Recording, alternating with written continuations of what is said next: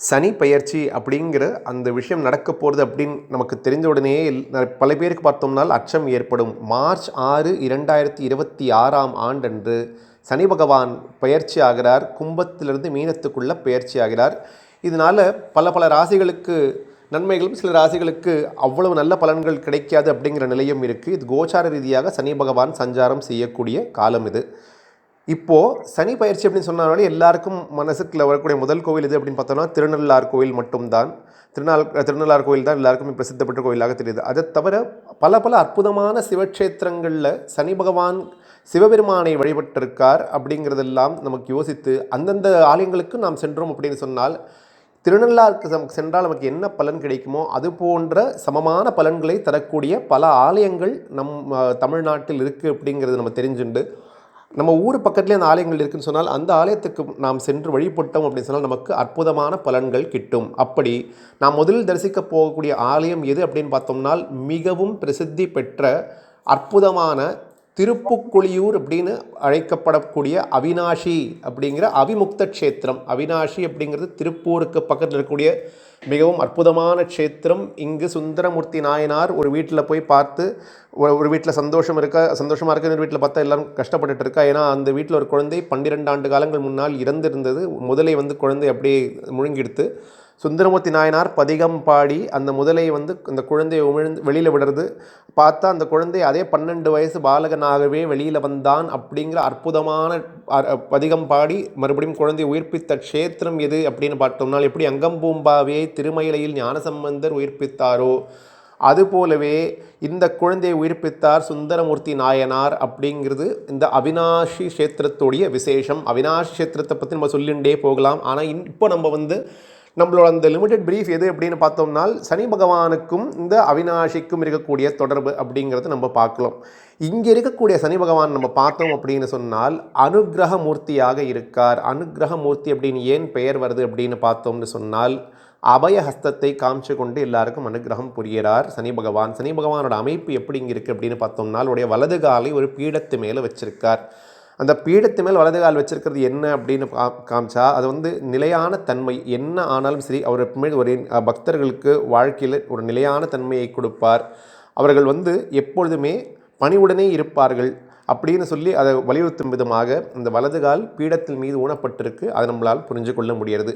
இடது காலை தன்னுடைய காகத்தின் மீது வைத்திருக்கார். அதாவது சனி பகவான் அந்த அப்படி வைத்திருக்கிறதுக்கு அர்த்தம் என்ன அப்படின்னு பார்த்தோம்னால் என்னெல்லாம் கர்மா நம்ம செய்ய போகிறோமோ அந்த கர்மாவெல்லாம் அவர் தான் பார்த்து கொண்டிருக்கிறார். அவருக்கு தான் அதன் மீது முழு அதிகாரம் இருக்குது அப்படிங்கிறது சனி பகவான் அங்கே காமிக்கிறார். இந்த காக வாகனத்து மேல் அவர் கால் வைத்திருக்கார் அப்படின்னு பார்த்தால் மனிதனுக்கு என்ன விதி நடக்கப் போகிறது அப்படிங்கிறதும் எப்படி நல்ல வழியில் நம்மை செலுத்த வேண்டும் அப்படிங்கிறது சனி பகவான் தார்மீக வழியில் நம்மை எடுத்துக்கொண்டு போவார் அப்படிங்கிறத பக்தர்களை எடுத்துக்கொண்டு போவார் அப்படிங்கிறத காமிக்கிறது.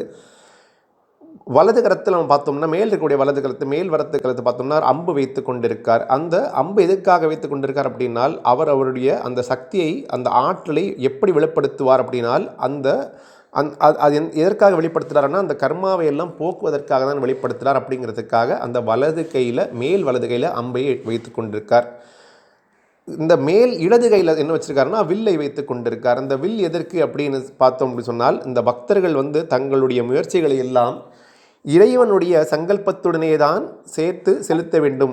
பக்தர்கள் இடவனுடைய சங்கல்பம் இல்லாத ஒரு விஷயத்தில் ஈடுபடக்கூடாது. அதாவது அதர்மமான வழியில் பயணிக்கக்கூடாது அப்படிங்கிறத உணர்த்தும் விதமாக அந்த மேல் இடது கையில் அம்பை வைத்து கொண்டிருக்கார். கீழ் வலது கையில் என்ன வச்சிருக்கார் பார்த்தா திரிசூலம் வைத்து கொண்டிருக்கார். திரிசூலம் அப்படிங்கிறது திரிகாலம். இந்த எது நடந்து முடிந்தது நடந்து கொண்டிருக்கிறது நிகழப்போகிறது எல்லாவற்றையும் காண்பிக்கக்கூடியது தான் இந்த திரிசூலம். அதை சனி பகவான் கையில் வச்சுருக்கார். இந்த கர்மாவை போக்கக்கூடிய சக்தி சனி பகவானுக்கு இருக்குது அப்படிங்கிறத சனி பகவான் காமிக்கிறார். முக்கியமாக அந்த கீழ் இடது கை இருக்கு இல்லையா அது எதை காட்டுறது அப்படின்னு நம்ம பார்த்தோம்னு சொன்னால் அபய முத்திரையை காமிக்கிறது. கவலைப்படாதீர்கள், பயப்படாதீர்கள், நான் கண்டிப்பாக உங்களை காப்பாற்றுவேன் அப்படிங்கிறது தான் சனி பகவான் இங்கே எல்லாருக்கும் சொல்கிறார். அப்படின்னால் இந்த சனி பகவான் ரொம்ப ரொம்ப ரொம்ப விசேஷமான சனி பகவானுடைய அமைப்பு இங்கே இருக்குது. சரி, இந்த சனி பகவான் எப்படி இங்கே அமைந்ததற்கு காரணம் என்ன அப்படின்னு பார்த்தோம் சொன்னால் வசிஷ்டர் அந்த ரிஷி இருந்தார் இல்லையா அவருக்கு பெரிய ஒரு சனி தோஷம் இருந்தது. அந்த தோஷத்திலிருந்து அவர் விடுபடுவதற்காக இங்கு வழிபட்டு இந்த தலை இறைவனை வழிபட்டார். இந்த தல இறைவனை வழிபட்டு இங்கு சனி பகவானுக்கு இப்படி ஒரு அமைப்பு ஏற்படுத்தி அவர் வழிபட்ட காரணத்தினால் அவருடைய வசிஷ்டருடைய அந்த தோஷம் நீங்க பெற்றது. இந்த அவினாஷிக்கு நம்ம பார்த்தோம் அப்படின்னு சொன்னால் ரொம்ப ரொம்ப முக்கியமான விசேஷம் என்ன அப்படின்னு பார்த்தோம்னா, இங்கே இருக்கக்கூடிய கால பைரவர். அவினாஷி எப்படி ஒரு அற்புதமான க்ஷேத்திரம் அப்படின்னு சொன்னால், இங்கே ஒரு முனிவர் இருந்தாராம். அவர் தண்டத்தை இங்கே கிணறுல போட்டோன்னா அது காசியில் இருக்கக்கூடிய கங்கையில் வெளியில் எடுத்தாராம் அவர் காசி போனும்போது. அதாவது அவினாஷியும் காசியும் சமமான க்ஷேத்திரங்கள். அதாவது அவினாஷி அவிமுக்த க்ஷேத்திரம், காசிக்கு முற்பட்ட க்ஷேத்திரம் அப்படின்னு கூட ஒரு சொல் வழக்கு இருக்குது. அது மட்டும் இல்லாமல் இங்கே இருக்கக்கூடிய காலபைரவ மூர்த்தி பார்த்தோம் அப்படின்னு சொன்னால், காசியில் இருக்கக்கூடிய காலபைரவருக்கு முற்பட்ட காலத்திலே இருந்து இருக்கார் அப்படிங்கிறதும் இங்கே இருக்கக்கூடிய நம்பிக்கை. அதனால் காலபைரவ சுவாமி நம்ம பார்த்தோம்னு சொன்னால் சனி பகவானுடைய குரு அப்படிங்கிறது நம்ம நல்லா ஞாபகம் வைத்து கொள்ள வேண்டும். சனி பகவானுடைய குரு ஆகப்பட்ட காலபைரவமூர்த்தி இங்கே இவ்வளோ பிரதானமாக விசேஷமாக இருக்கார் அப்படின்னு சொன்னால், இந்த காலபைரவமூர்த்தியை நாம் வழிபட்டு வந்தோம் அப்படின்னு சொன்னால் என்ன நடக்கும்? சனி பகவானால் நமக்கு பெரிய பாதிப்புகள் நடக்காது. ஏன் அப்படிங்கிறது நம்ம நல்லா புரிஞ்சுக்கணும். காலபைரவாஷ்டகத்தில் ஒன்று இருக்குது, தர்மசேது பாலகம் தர்ம மார்க்க நாசகம் கர்மபாஷ மோஷகம் சுஷர்மதாயகம் விபும் அப்படின்னு இருக்குது. தர்மசேது பாலகம் தர்ம மார்க்க நாசகம். அதர்ம மார்க்கத்தில் ஒரு மனிதன் போகலாம் அப்படின்னு முயற்சித்தான் அப்படின்னு சொன்னால் காலபைரவர் அதை அனுமதிக்க மாட்டார். தர்மத்தில் செல்வதற்கே அவர் அனுகூலமாக இருப்பார் அப்படிங்கிறது இந்த காலபைரவாஷ்டகத்துடைய 5வது ஸ்லோகத்தில் வரக்கூடிய முதல் வரி. இந்த காலபைரவர் அவரோட ஆளுமைக்கு நம்ம கட்டுப்பட்டு தர்ம வழியிலேயே வாழ்ந்தோம் அப்படின்னால் சனி பகவான் என்ன பண்ணுவார்னா நமக்கு நற்பலன்களை மட்டுமே தருவார். ஏன் அப்படின்னு பார்த்தோம்னால் சனி பகவான் என்ன பண்ணுறாருன்னா அவர் ஒரு நீதி அரசர். நீதி வழங்குவார். நாம் தவறு செய்திருக்கோம், யாரிடமும் நம் தவறாக நடந்து கொண்டோம், யாருக்கோ நம்ம தீங்கு இழைத்தோம், யாரையாவது ஏமாற்றினோம், யாரையாவது துன்புறுத்தினோம், குறிப்பாக நம்மளுடைய ரொம்ப அடிமட்டத்தில் இருக்கக்கூடிய ஏழைகளுக்கு நாம் ஏதாவது தீங்கு இழைத்தோம், துரோகம் இழைத்தோம், இது போன்ற செயல்களுக்கு சனி பகவான் கண்டிப்பாக கொடூரமாக விதத்தில் பதில் கொடுப்பார். நமக்கு தக்க தண்டனையை நிச்சயமாக கொடுப்பார் இந்த செயல்களில் நாம் ஈடுபட்டோம் அப்படின்னு சொன்னால். கால பைரவமூர்த்தியை வழிபடுவதனால் நமக்கு என்ன நற்பலன் கிடைக்கும் அப்படின்னா, இவர் சனி பகவானுடைய குருவான காரணத்தினால் நம்மை நல்வழியில் நடத்தி செல்வார் கால பைரவமூர்த்தி. அதன் காரணமாக சனி பகவானால் நமக்கு எந்தவித பாதிப்பும் வராது. ஏனால் சனி பகவான் நம்மளுடைய நன்னடத்தையை பார்த்து சந்தோஷப்படுவார் அப்படிங்கிறது தான் இங்கே இருக்கக்கூடிய சனி பகவானுடைய விசேஷம். நம்ம இங்கே இருக்கக்கூடிய இந்த சனி பகவான் பார்த்தோம் இல்லையா, வசிஷ்டருக்கு அவரோட சனிதோஷம் ஏற்பட்டு அந்த சனிதோஷத்திலேருந்து நீங்கப்படுவதாக இங்கே இந்த சனி பகவானை பிரதிஷ்டை செய்து இங்கே அவர் வழிபட்ட காரணத்தினால் இந்த அவினாஷி அப்படிங்கிற க்ஷேத்திரம் ரொம்பவும் விசேஷமான க்ஷேத்திரம். இது தவிர அவினாஷி கோவிலில் இன்னொரு விசேஷம் நம்மளால் என்ன பார்க்க முடியும் அப்படின்னு பார்த்தோம்னு சொன்னால், இங்கே ஆஞ்சநேய மூர்த்திக்கு தனியாக ஒரு சன்னதியும் இருக்குது. இப்போது அவினாஷி அப்படிங்கிற க்ஷேத்திரத்தை from the perspective of being a Shani பரிகார ஸ்தலம் அப்படிங்கிறத மட்டுமே தான் நம்ம பார்க்குறோம்.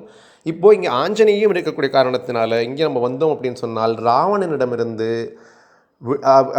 சனி பகவானை விடுபடுவதற்கு காரணமாக இருந்தவர் பார்த்தால் ஆஞ்சநேய மூர்த்தி தான். அதனால் ஆஞ்சநேயருடைய விக்கிரகமும் இங்கே இருக்குது. இங்கே இருக்கக்கூடிய ஆஞ்சநேயம் மிகவும் பிரசித்தி பெற்ற ஆஞ்சநேயர். அதன் காரணத்தினால் நமக்கு இங்கு வந்தோம் அப்படின்னு சொன்னால் நிச்சயமாக சனி பகவானால் ஏற்படக்கூடிய அந்த தோஷங்களோ நமக்கு வரக்கூடிய அந்த தன்மை, அந்த கொடூரமான தன்மை கண்டிப்பாக குறைத்து கொள்வார். ஏனால் இங்கு வந்தோம் அப்படின்னு சொன்னால் இந்த சிவக்ஷேத்திரம் ரொம்ப ரொம்ப விசேஷமான சிவக்ஷேத்திரம். அது மட்டும் இல்லாமல் இந்த அவினாஷி இருக்கக்கூடிய இன்னொரு விஷயம் என்ன அப்படின்னு பார்த்தோம்னா, விருச்சிக ராசிக்காரர்களுக்கு இது ரொம்ப ரொம்ப ஒரு அற்புதமான க்ஷேத்திரம். அதாவது கருணாம்பிகை அப்படிங்கிற ரொம்பவே அற்புதமான அழகே வடிவாக இருக்கக்கூடிய ஒரு அம்பிகை கருணாம்பிகை. அந்த கருணாம்பிகையோட சந்நிதிக்கு பின்னால் போனோம் அப்படின்னு சொன்னால் இங்கு ஒரு தேள் போன்ற அமைப்பை நம்மளால் பார்க்க முடியும். அதனால் அது விருச்சிகம் அப்படின்னு குறிப்பிடுறார்கள். அதனால் குறிப்பாக விருச்சிக ராசியை சேர்ந்தவர்கள் கண்டிப்பாக வழிபட வேண்டிய ஸ்தலம் எது அப்படின்னு பார்த்தோம்னால் இந்த அவினாஷி அப்படிங்கிற அவிமுக்த க்ஷேத்திரம். இந்த விருச்சிக ராசியை விருச்சிக ராசிக்காரர்கள் இங்கே வழிபட்டால் எந்தவித தோஷமோ அந்த சந்திரன் நீச்சமாக இருக்கக்கூடிய காரணம் அதெல்லாம் அந்த விஷயத்திலிருந்தெல்லாம் விடுபடணும் அப்படின்னு சொன்னால் அந்த அவினாஷியப்பரோட பதிகத்தை சுந்தரமூர்த்தி நாயர் எழுத அந்த பதிகத்தை படித்து கொண்டு வந்தோம் அப்படின்னு சொன்னால் எல்லா விதத்திலையும் நன்மைகள் நடக்கும். 64 பைரவ மூர்த்தங்கள் இந்த தலத்தில் இருக்கக்கூடிய ஆகாஷ பைரவமூர்த்தி இங்கே இருக்கார். இந்த ஆகாஷ காஷிகா புராதிநாத கால பைரவர் அப்படின்னால் இந்த பைரவர் காசியில் இருக்கக்கூடிய பைரவருக்கும் முன்னாடியிலேருந்தே இருக்கக்கூடிய பைரவர் அப்படிங்கிறத உணர்த்துறது. இதை தவிர இந்த அவினாஷி கஷேத்திரத்தில் பார்த்தோம் அப்படின்னு சொன்னால் 32 விதமான கணபதி மூர்த்திகள் அருள் பாலிக்கிறார்கள். கணபதி யார் அப்படின்னு பார்த்துருக்கோம். நம்ம சனி பகவான் கிட்டக்க நாளைவான் முதுகலை எழுதிவிட்டு சனி பகவானுக்கு போக்கு காட்டி விளையாட்டாகவே சனி பகவானால் எந்தவித தீங்கும் அவருக்கு கிடைக்காமல் இருக்கும்படி பார்த்து கொண்டார் கணபதி. அந்த கணபதியை நாம் வழிபட்டோம் அப்படின்னு சொன்னால் நமக்கு நல்ல மனசு இருக்கும், நல்ல குணங்கள் நமக்குள் வரும். அதன் காரணமாக சனி பகவான் நம்மிடம் சந்தோஷம் கொண்டு நமக்கு நற்பலன்களை மட்டுமே தருவார். அந்த 32 விதமான கணபதிகளும் இங்கு அவினாஷியப்பர் கோவிலில் இருக்கக்கூடிய காரணத்தினால் இந்த அவிமுக்த க்ஷேத்திரம் அப்படிங்கிறது நிச்சயமாக ஒரு சிறந்த சனிதோஷ நிவர்த்தி ஸ்தலம் அப்படின்னு கண்டிப்பாக நம்மளால் சொல்ல முடியும். அது இந்த சுந்தரமூர்த்தி நாயனார் இங்கே பதிகம் பாடி இந்த இடத்துல இவ்வளோ அற்புதங்கள் நடந்திருக்கு. அது மட்டும் இல்லை, அவினாஷி க்ஷேத்திரத்தை பற்றியே தனியாகவே இறைவன் அருள் கடாட்சத்தால் பேசலாம். இந்த அவினாஷி அப்பருக்கு புறவிளக்கு போட்டால் கண்டிப்பாக கைகூடாத காரியமே இல்லை அப்படிங்கிறதுக்கு இப்பொழுது பேசிக்கொண்டிருப்பவரே ஒரு நல்ல சான்றுதான். அவினாஷி அப்பர் ஒரு அருள் கடாட்சத்துக்கு, கருணாம்பிகை அருள் கடாட்சத்துக்கு அனைவரும் பாத்திரமாக வேண்டும். இங்கு சென்று இங்கே இருக்கக்கூடிய இறைவனை அம்பிகையை வழிபட வேண்டும். வழிபட்டு அங்கே இருக்கக்கூடிய காலபைரவமூர்த்தியை வழிபட்டு தட்சிணாமூர்த்தியை வழிபட்டு வந்தோம் அப்படின்னு சொன்னால் நமக்கு வாழ்க்கையில் பல பல அற்புதங்கள் நடக்கும். சரி, இப்போ நம்ம இன்னொரு விஷயம் நம்ம கேள்விப்படுறோம் இல்லையா? இப்போ அதுக்கப்புறமா என்ன வருதுன்னு பார்த்தோம்னா, இந்த ஜூன் மாதத்தில் குரு பயிற்சி வரப்போகுது அப்படிங்கிறதுக்கு இல்லையா? இந்த அவினாஷி க்ஷேத்திரத்திலே போனோம் அப்படின்னு சொன்னால் சுவாமியோட பிரகாரத்தில் உள்ள தட்சிணாமூர்த்திக்கு மேல் அப்படின்னு பார்த்தோம்னா சிவயோகி அப்படிங்கிற முனிவர் யோகாசனத்தில் இருக்கார்.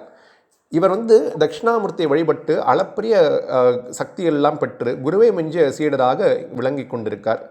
இவர் குருவிற்கும் குருவாக மதிக்கப்படுவதால் இந்த தட்சிணாமூர்த்தி விக்கிரகத்துக்கு மேலே அமர்ந்து அருள் பாலிக்கிறார் இந்த சுவாமி. இந்த சுவாமியோட பேர் யார் பார்த்தோம்னால் சிவயோகி அப்படிங்கிற அற்புதமான முனிவர். அதனால் தட்சிணாமூர்த்தி ஆபத் சாகேஸ்வரர் ஆலயத்தில் நம்ம கேள்விப்பட்டிருக்கோம். இந்த தட்சிணாமூர்த்தி ஆலயத்தில் சிவயோகி அப்படிங்கிற அற்புதமான முனிவரும் இந்த தட்சிணாமூர்த்தியுடன் சேர்ந்து நமக்கு அனுகிரகம் செய்கிறார் அப்படின்னு காரணத்தினால இங்கு குரு கடாட்சத்துக்கும் நம் கண்டிப்பாக பாத்திரமாவோம். இது போல பல அற்புதமான அருள் பொக்கிஷங்களை தன்னகத்தை அடக்கி வைத்து கொண்டிருப்பது தான் இந்த அவிமுக்த க்ஷேத்திரம் அப்படிங்கிற அவினாஷி. இது மட்டும் இல்லை, அவினாஷிக்கு திருப்புக்குளியூர் அப்படிங்கிற பேர் இருக்கு இல்லையா? இதே பேரில் காஞ்சிபுரத்தில் சிவசாமி சித்தர் அப்படிங்கிற திருப்புக்குளியூர் போடா சித்தர் அப்படிங்கிற மகானும் ஜீவசமாதியாக இருக்கார். அப்படிங்கிறது திருப்புக்குளியூர் அப்படிங்கிற பேர் சொல்லும் பொழுது அந்த ஒரு அசோசியேஷனில் அந்த மகாசித்தரையும் நாம் இப்பொழுது தியானிக்கிறோம்.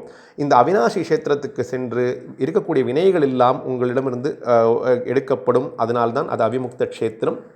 இங்கு சென்று எல்லாவித நன்மைகளையும் கொங்கு மண்டலத்துக்குரிய எல்லாரும் மட்டும் இல்லாமல் பாரத தேசத்திலிருந்து அனைவருமே அவினாஷி க்ஷேத்திரத்திற்கு படையெடுத்து சிவபெருமானின் அருளுக்கு பாத்திரமாக வேண்டும் அப்படின்னு வேண்டி கேட்டுக்கொண்டு இப்பொழுது பேசப்பட்ட வார்த்தைகள் அனைத்தையும் கருணாம்பிகை தேவியின் பாதங்கள் சமர்ப்பணமாக வைத்து இந்த உரையை நிறைவு செய்கிறோம். ஓம் நமோ வெங்கடேசாய.